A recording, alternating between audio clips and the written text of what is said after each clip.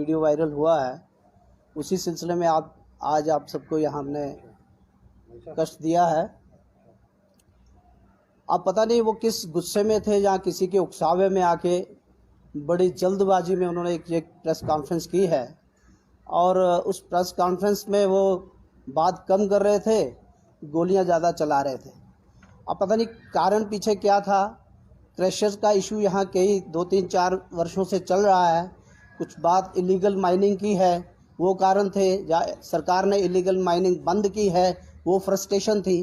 पर जो भी कारण थे, आज उन्होंने एक बड़ी जल्दबाजी में प्रेस कॉन्फ्रेंस की और उसमें कुछ हमारे ऑफिस पे भी आरोप लगाए हैं। डॉक्टर साहब पे उन्होंने सीधे सीधे आरोप लगाया है और इसीलिए ये प्रेस कॉन्फ्रेंस हम कर रहे हैं। ये आरोप उन्होंने किन तथ्यों पर आधारित लगाया ये उनको पता होगा, परंतु कोई अगर उनके पास सबूत है तो अगले 24 घंटे के अंदर उनको प्रेस में, पब्लिक में आके उन सबूत को लेके आना चाहिए।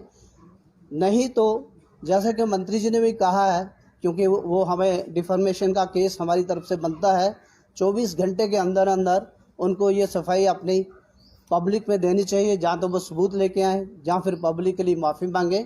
नहीं तो 1 करोड़ रुपये का डिफॉर्मेशन का केस, ऐसा मंत्री जी ने कहा है। वो हमारे ऑफिस की तरफ से होगा, जहाँ मंत्री जी करें वो उसका निर्णय लिया जा सकता है और इसीलिए आप सबको यहाँ हमने अभी कष्ट दिया है।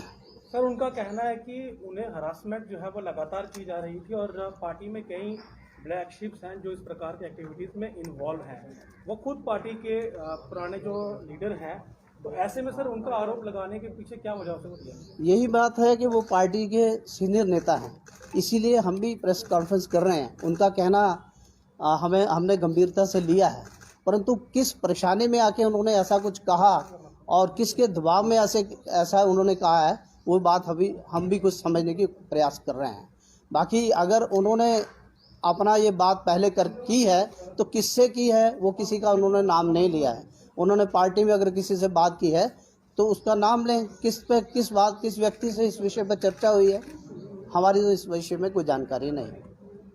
सर, एडमिनिस्ट्रेशन पर भी उन्होंने गंभीर आरोप लगाए और एक पूर्व एमएलसी हैं, वो भारतीय जनता पार्टी के नेता हैं। भारतीय जनता पार्टी दूसरों को जो नेशनलिज्म है वो भी सिखाती है और जिस तरह की भाषा उनके द्वारा इस्तेमाल की गई, इस पर क्या कहेंगे कि भारतीय जनता पार्टी के नेता बाकी नेताओं को तो ज्ञान देते हैं, लेकिन भारतीय जनता पार्टी के अपने नेता इस तरह की भाषा का इस्तेमाल करेंगे? देखिए, ये बड़ा कष्ट हुआ कि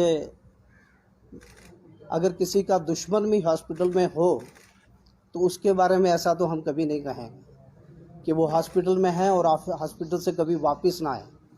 ऐसा मुझे बड़ा अफसोस हुआ। हालांकि मेरी व्यक्तिगत उनसे अच्छी जान पहचान है, विक्रम जी से हम इकट्ठे कई वर्षों से काम कर रहे हैं, पर मैंने कभी अपेक्षा नहीं की थी कि विक्रम रंधावा जी ऐसा स्टेटमेंट देंगे कि हॉस्पिटल में गए हुए वापस ना आए। ऐसे अपशब्द उनके मुंह से मुझे नहीं लग रहा अच्छे लगे, किसी को भी अच्छे नहीं। उन्होंने ये भी कहा है कि डिवकॉम जम्मू उनका फ़ोन नहीं उठाते हैं, कहीं प्रेशर है पीएमओ का, इसलिए वो उनका कॉल नहीं उठाते और जो परेशानी का सामना तमाम लोग कर रहे हैं वो सुनने के लिए यहाँ पर राजी नहीं।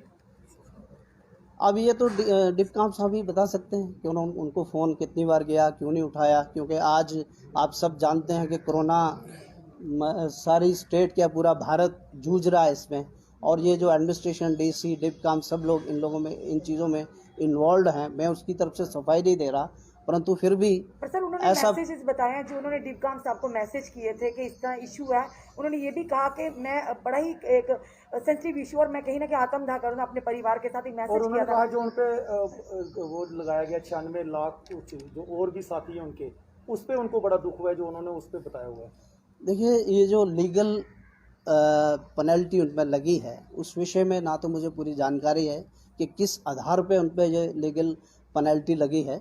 ये जानकारी तो वो विक्रम रंधावा जी दे सकते थे और प्रेस कॉन्फ्रेंस में ही दे सकते थे कि मुझे पेनल्टी जो इलीगल लगी है तो इस तरह से इलीगल है। ये सफाई तो वही दे सकते हैं। मैं इसकी लीगलिटीज के बारे में ज़्यादा जानता नहीं, परंतु उनको ही ये सफाई देनी चाहिए। तो आप ये मानते हैं कि इतने आरोप पीएमओ पर लगाने के बाद कुछ सबूत देने होंगे जनता को? नेचुरली किसी पे भी आरोप लगाया, आम आदमी पे भी अगर कोई आरोप लगाता है तो उसको सबूत तो लाने ही चाहिए। बिना किसी सबूत पे किसी पे भी आरोप ऐसा लगाना मेरे हिसाब से तो ठीक नहीं है। आप भी शायद इस बात से सहमत होंगे। सर भारतीय जनता पार्टी की बात करें तो भारतीय जनता पार्टी क्या आपको लगता है कि कार्रवाई करेगी इसमें? भारतीय जनता पार्टी हमेशा, क्योंकि मैं भारतीय जनता पार्टी का सिपाही हूँ और इसलिए दावे के साथ कह सकता हूँ कि भारतीय जनता पार्टी हमेशा अनुशासन प्रिय पार्टी है। जो अनुशासन कहेगा, जो अनुशासन का मार्गदर्शन होगा, भारतीय जनता पार्टी उसी तरह से ही काम करेगी। ऐसा हमारे अधिकारी हमेशा से करते आए हैं, आगे भी ऐसा करेंगे और इसमें भी ऐसा ही करेंगे।